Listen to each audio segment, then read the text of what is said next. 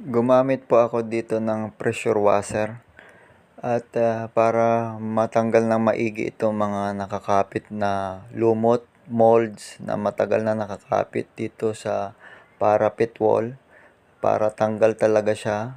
Ito maganda ring surface preparation para kapit na kapit itong ating plexiband bago tayo magpahid. At maganda ito, talagang may pressurize talaga siya. Hindi yung basta't wire brush lang. Ito yung magandang surface preparation para sa waterproofing na flexiband. Gumamit po ako dito ng stripsol para ipahid dito sa lumang elastomeric paint na naka-apply dito sa top ng parapet wall para madali po itong matanggal ng steel brush. Malalambot po siya at ngayon po ito ay para talagang malinis siya ang surface preparation prior to application ng flexiband. Hinalo ko muna itong flexiband acrylic polymer para mabasag talaga siya. Ito yung tira ko ng isang araw bago ko siya isalin dito sa aking mixing timba para paghaluan din ng semento. Ito, may mix ko na siya. Ngayon, ayun, isasalin ko na po itong isang litro po yan. Sinukat ko na po yan. 1 litro pa, konti-konti lang kasi mag-isa lang ako, wala akong kasama. Baka kasi pag masyado marami, matigasan ako nitong halo, sayang. Ngayon, saka po siya sinalina ng 1 kilo na simento. So, sinukat ko na rin po yan at kinilo ko na rin yan. Sakto po yan yung ginagamit ko na parang timba yan na maliit. Ang ratio ko dito ay isang 1 litro na flexiband ay 2 kilo na simento. Yan, pakonti-konti ko muna siya nilagay at hinahalo ko gamit itong grinder na may spandrel. Maganda gamitin itong may spandrel, yung machine, kaysa sa manual para talaga basag itong semento at mahalo ng maayos dito sa ating flexiband acrylic po at maging uniform po yung mixing niya.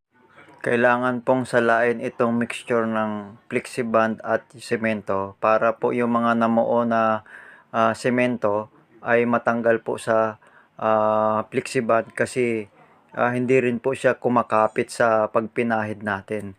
Kailangan talagang pure na slurry lang ang gagamitin natin dito. Kaya the best po itong ginagawa natin. Ito po yung manufacturer's recommendation, which is practical naman sa side pagpahid nitong flexiband.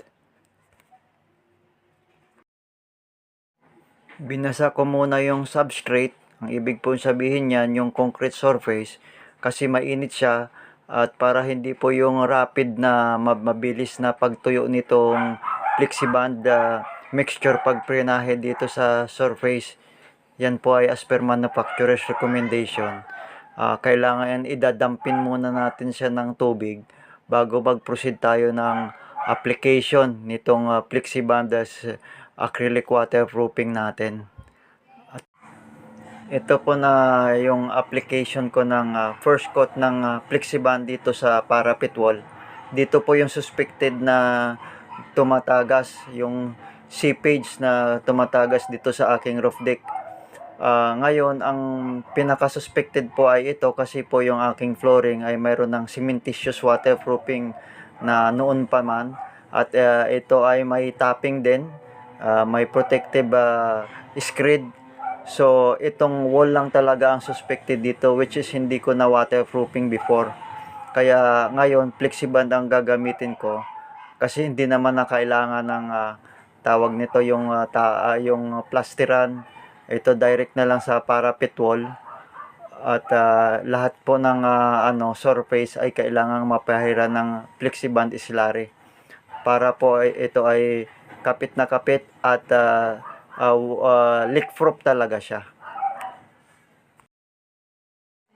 Second coat application ako ng flexiband dito. Sinabay ko na rin itong fiber mesh. Itong nilagay ko sa fiber mesh sa parapet wall ko kasi may mga cracks ito para hindi maapektuhan itong waterproofing, hindi siya masyadong mabinat, mabumuka. Kaya nilagyan ko ng fiber mesh. At saka second coat ko na rin. As per manufacturer's recommendation din ito. Ito yung mga crack sa pader ko ng parapet wall. Noon pa may mga cracks na siya. Ito yung mga dahilan din para magkaroon ng seepage dito sa aking parapet wall. Kaya mas maganda siya. Nilagyan ko rin ng fiber mesh itong termination ng flooring sa wall. Kasi madalas dito talaga nagkakaroon ng cracks. Ito ay dagdag reinforcement din para maging matibay yung termination nito. At yung cracks niya ay maiwasan. Kasi nalagay natin yung fiber mesh, siya yung makakatulong dyan sa termination ng wall sa floor. Kaya kailangan tong lagyan din ng fiber mesh para talagang sulit talaga yung ating pag-apply dito ng Flexiband.